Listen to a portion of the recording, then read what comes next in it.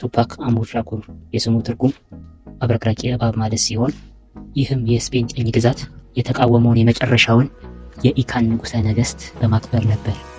ይህ ስም በአብዮታዊ መንፈስ ተሞልቶ የሚሄድበትን መንገድ ጥላ ነበር።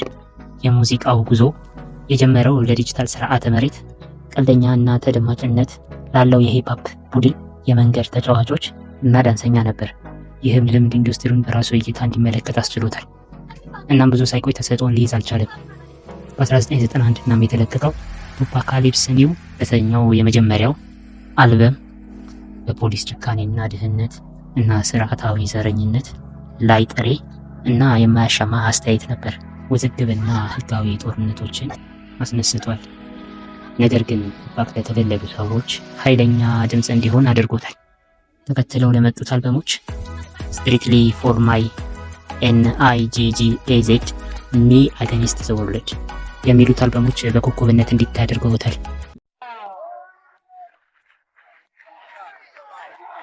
This is a true acting job because I don't know how to play basketball. If it wasn't for Michael Jordan, I wouldn't have known what a dunk was.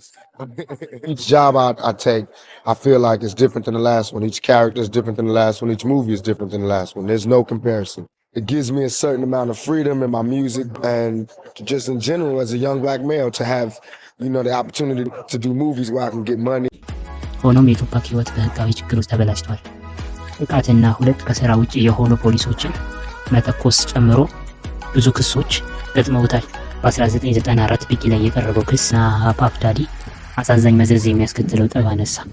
የእስር ቆይታው አጭር ቢሆንም ለውጥ የሚያመጣ ነበር።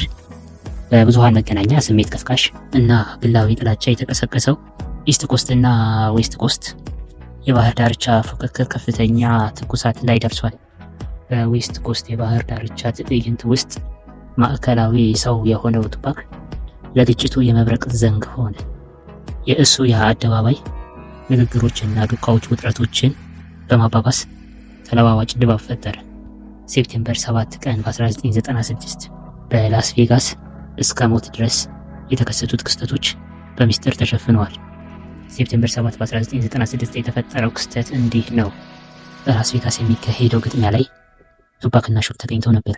ግጥሚያውን ያዘጋጀው ኤምጄ ኢሚግራንት ያዘጋጀው የግጥሚያ ውድድር ነበር። ግጥሚያው በማይክል ታይሰን እና በብሩስ ዌልዶን የሚካሄድ ፍልሚያ ነበር። በወቅቱ ማይክል ታይሰን አሸናፊነት ግጥሚያው ይጠናቀቃል። በዚህ ምክንያት ቱፓክ ደስተኛ ነው። ነገር ግን በመውጫው ላይ አንድ ኦርላንዶ ከተባለ ሰው ጋር ይገጣጠማሉ። ኦርላንዶ የዴዝሮ አባል የነበረን አንድ ሰው ደብድቦና ዘርፎ ስለነበር፣ ቱፓክ ደግሞ የዴዝሮ አባል ስለነበር የእሱ አባል ስለተነካበት ኦርላንዶን ይደበድበዋል ማለት ነው። እናም ሌሎች ከቱፓክ ጋር ተደርበው ይህን ልጅ ይቀጠቅጡታል ማለት ነው። And Tyson really could not have answered them in a more emphatic manner than he has done in the ring at the MGM Grand Garden in Las Vegas tonight. በዛን ዕለት ግርግር ተነሳ። ቱፓክ እና ሹክ ቦታውን ለቀው ሄዱ። ሹክ በሚያሽከረክራት ጥቁር BMW መኪና ይሄዳሉ። ቱፓክ ከሹክ ጎን ተቀምጦ ነበር። በዛን ዕለት ቱፓክ እጁን እያውለበለበ ነበር በመስኮት በኩል። በዚህን ዕለት ነበር ሊገለው የሚፈልገው ሰው ያየው። የትራፊክ መብራት ቀይ በርቶ መኪናውን ደግሞ ያቆሙታል ማለት ነው። እናም አንድ መኪና ከጎናቸው ትቆማለች። አንድ ሰው ከመኪና ውስጥ ሆኖ ቱፓክን ፎቶ አነሳው።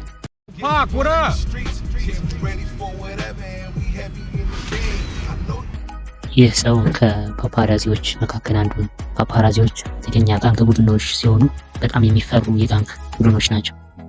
የዚህን ዕለት ነበር ከፓፓራዚዎች የመጨረሻውን ፎቶ የተነሳው ቱፓክ ሻኩር። ከደቂቃዎች በኋላ አንድ ነጭ ካዲላክ መኪና በቱፓክ ጎን ይቆማል። መሳሪያ የያዘ እጅ ከመስኮቱ ይወጣል። ቱፓክ ላይ ጥይት ማዝነብ ይጀምራል። በዛን ዕለት ቱፓክ ለጥይት ደረቱ ላይ አንድ ጥይት እጁ ላይ አንድ ጥይት እግሩ ላይ ይመታል። አንድ ጥይት ደግሞ ሹክን ጭንቅላቱን ግሪዝ አርኩት ያልፋል። ሹክም በደመ ነፍስ መኪናውን አሽከርክሮ ከቦታው ይሄዳል።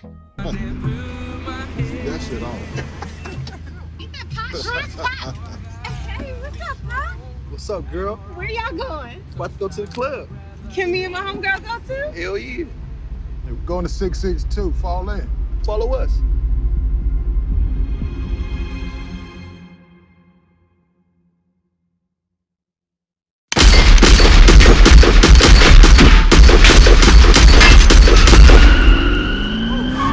በቦታው አምቡላንስ እስከሚደርስ ድረስ ቱፓክ እየቀለለና እየሳቀ ነበር ደሙን እስኪሚጨርስ ድረስ። በቦታው አምቡላንስ ተገኘ። አምቡላንስ ቱፓክን ይዞት ይሄዳል። ዶክተሮቹ እንዳሉት ከሆነ ቱፓክ የመትረፍ እድሉ 50% ነው። ማለትም 50% የመኖር 50% የመሞት እድል ነበረው። ቱፓክ ሆስፒታል በገባ በ6ኛው ቀን ህይወቱ ያልፋል። ሴፕቴምበር 7 ታሾተ። ሴፕቴምበር 13 በዚያ ላይ በሞት ተለየ። ቱፓክ ሲሞት ገና 25 ዓመቱ ነበር።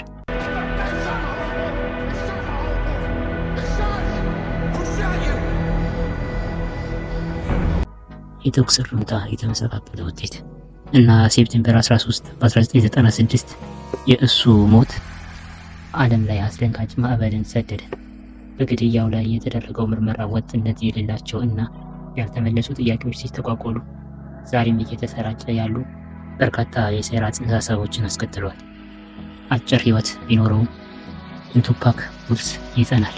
ከሞተ በኋላ የተለቀቀው ሙዚቃው ያው ሆኖ እንዲቆይ ሂፕሆፕ እና በታዋቂው ባህል ላይ ያለው ተጽዕኖ የማይካድ ነው። በቱፓክ ሞት የተጠረጠሩ ነበሩ። አንደኛውና ዋነኛው ኦርላንዶ ሲሆን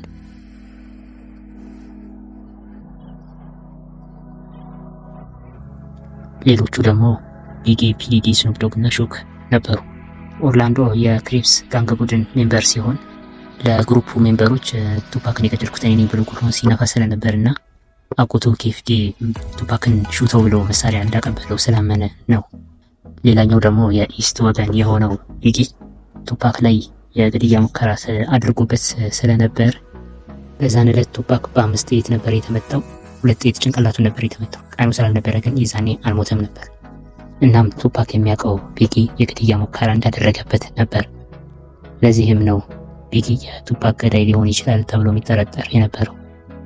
ፒዲዲ ደግሞ የባድ ቦይ መስራችና ባለቤት ስለነበር እና እሱ በሚያዘጋጀው የዋይት ፓርቲ ላይ ቱፓክ ተሳትፎ አያውቅም። እናም የፒዲዲ ቦዲጋርድ የሆነው ጄንዲል ፒዲዲ 1 ሚሊዮን የአሜሪካን ዶላር ቱፓክን ለማስገደል ገንዘብ መድቦ ነበር ብሏል። በእነ ኦርላንዶ በኩል ማለት ነው። እናም ሌላኛው ሹክ ራሱ ሲሆን ሹክ የዴዝሮ መስራችና ባለቤት ነው።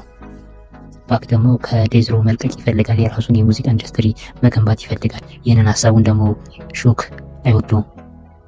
ለዛም ቱፓክን ሆን ብሎ አስገድሎት ይሆናል ተብሎ ይገመታል። ለዛም ነው ሹክ እስካሁን ድረስ እስር ቤት ያለው። በቱፓክ ግድያና በሌሎች ነፍስ ተጠርጥሮ አሁንም ድረስ እስር ቤት ይገኛል። ሌላኛው ደግሞ ስኑፕ ዶግ ነው። ስኑፕ ዶግ ክሪፕስ የሚባሉት የጋንግ ቡድኖች አባል ነበር እና ቱፓክን ሊገሉት የሚፈልጉት ሰዎች ያቅ ነበር ይባላል።